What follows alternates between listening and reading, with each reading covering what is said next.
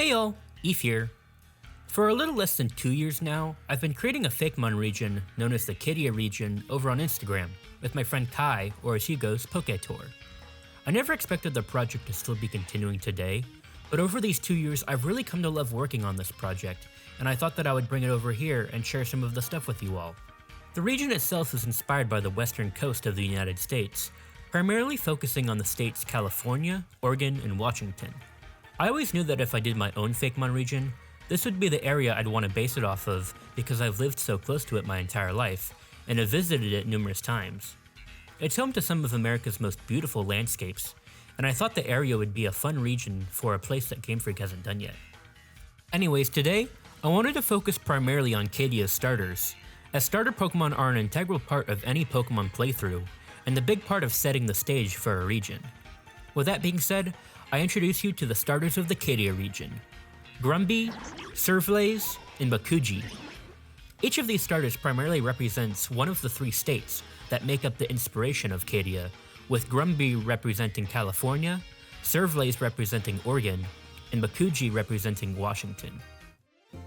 Starting things off, we have Grumby, the honey bear Pokemon. The starters were actually designed by the co-creator of this region, Poketour, so huge shout out to him, and be sure to check him out after this video. When creating this region, I knew from the absolute get-go what all three starters would be, as all the starters are based on animals heavily associated with Western America, with Grumby being based on the numerous bear species found all around, with primarily the inspiration coming from the California black bear or the extinct California grizzly bear. Bears are heavily associated and loved in California so much that even its state flag has one on it, so it just made perfect sense all around. I know grass bear starters are pretty common within fakemon regions, but I tried my best to take a more unique route with it as it evolves, which I'll explain later, so stay tuned. Anyways, another common association with bears is their love for honey, so much that this Pokemon goes all in with that love, with many bee elements found in its design, such as a small yellow and black pattern on its neck and a little bee stinger as its tail. Grumby loves honey so much that they're often found trying to steal honey from such places like comb beehives, but it doesn't always go as planned. However, in order to keep a stash of honey with it at all times, their palms are always slathered with honey that it's managed to get its hands on.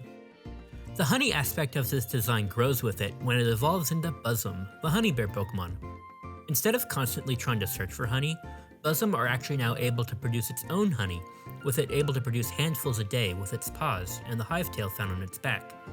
They also use it to mark its surroundings, with tree barks that have honey smathers on them, signifying that a Buzzum has claimed the surrounding area as its territory. This and its evolution were actually designed by me, and I'm really happy with how Buzzum turned out.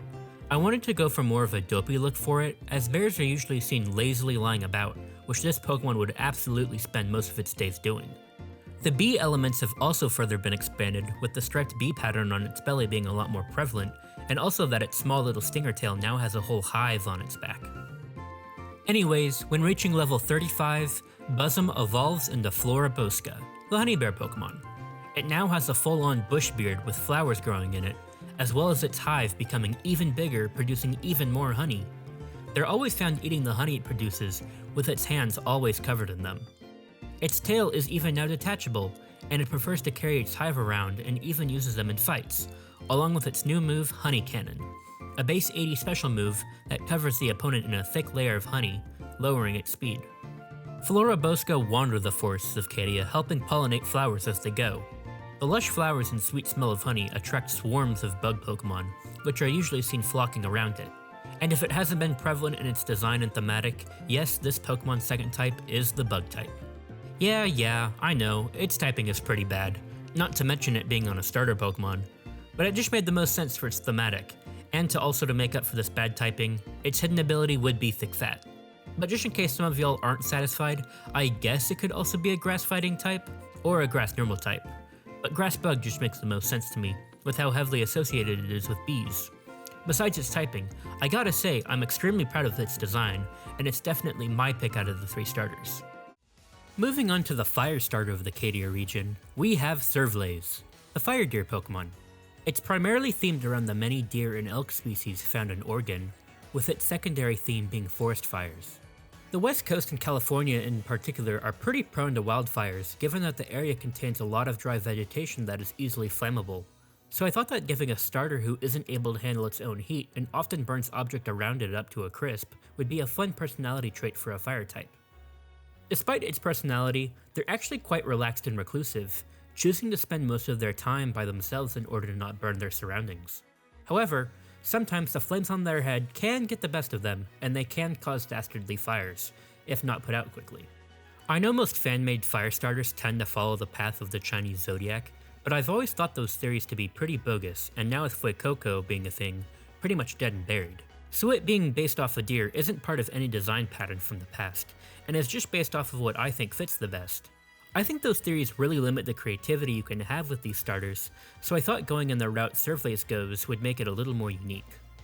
When Survlaze evolves, it becomes Cindeer, the forest fire Pokemon, and a fire dark type. I decided to hone in more on its destructive nature, as Cindeer show little regard when it comes to showing off their lively flames on its antlers and tail that are now just even bigger. They love to set trees and small shrubs aflame, dancing in the ashes of their own destruction. Many forests in Cadia suffer the threat of Cindeer, and preventions have been made in recent years to foil the attempts of these mischievous Pokemon. Its antlers now resemble almost candle-like wax melting on its head, and the hooves of this Pokemon always shine a bright orange and are hot to the touch. Even though they are a little mischievous, trainers who give them enough attention and love can earn the respect of Cindeer, and can be a reliable companion to those who raise them well enough.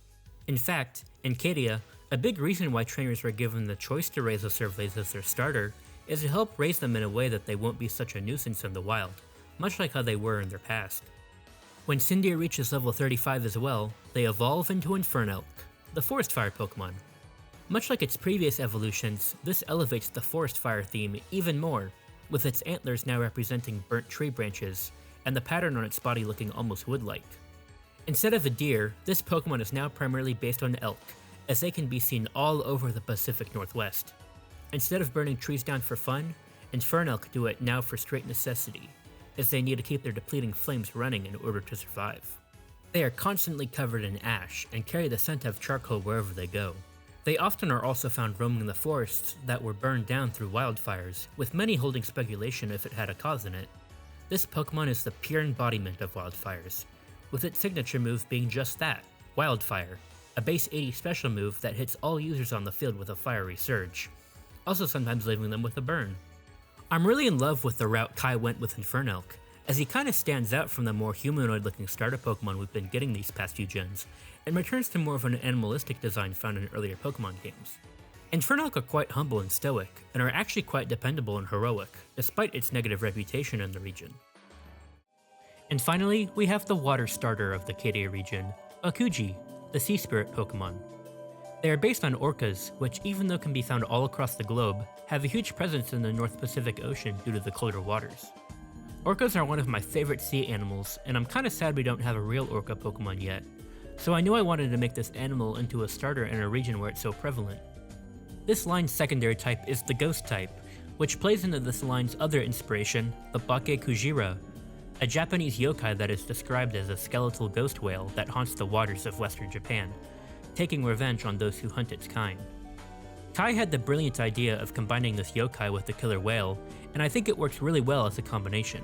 Wild Bakuji are often found in the oceans near seaport cities, and they stay with their mothers until they are strong enough to be on their own. However, they are extremely timid and if lost, will cry until they are found by their families. I know all previous water starters are semi-aquatic, as it makes sense for them to be on land, so this one breaks that chain. However, because of its ghost typing, I'd imagine it would just be able to levitate and float like most other ghost Pokemon, so it would make more sense for it to be out of water as well. When Bakuji are finally strong enough to be on their own, they evolve into Cephalin, the killer whale Pokemon. Much like Bakuji, the wisps on its head grow in number and size, as well as some of its orca features being much more noticeable, like the darker color scheme and the lighter patch of skin near its eye. Despite being categorized as the killer whale Pokemon, Cephalin are actually gentle giants, swimming calmly through waters shrouded in a haunted mist. They have a special connection to other ghost-type Pokemon as well, with Cephalin being able to communicate with them through special cries. This is one of those designs that's actually quite simple, but gets the concept through enough that it easily displays its inspirations and its personalities, which I really love about it. Much like the other two starters, once Cephalin reaches level 35, it evolves into the mighty Orquietus, the killer whale Pokemon.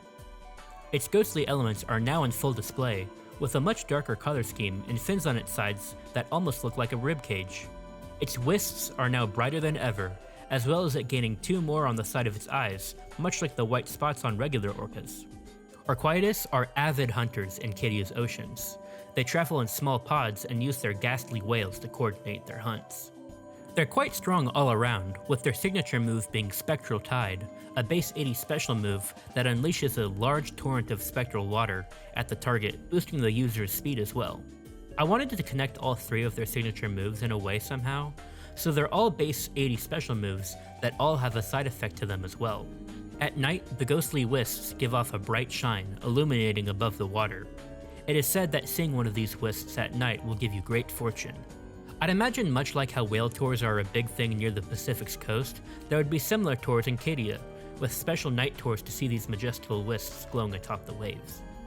I know starter trios and their final forms usually follow a certain theme with their concepts and designs, such as Gen 6 being RPG classes and Gen 7 being circus animals, but we never actually went in with a solid defined theme, other than basing each animal off with a certain state in mind. So if for some reason any of you thought of some stuff you noticed that connects them all together, let me know in the comments because I'd actually love to hear. Anyways, those were the starters of my hypothetical Pokemon region.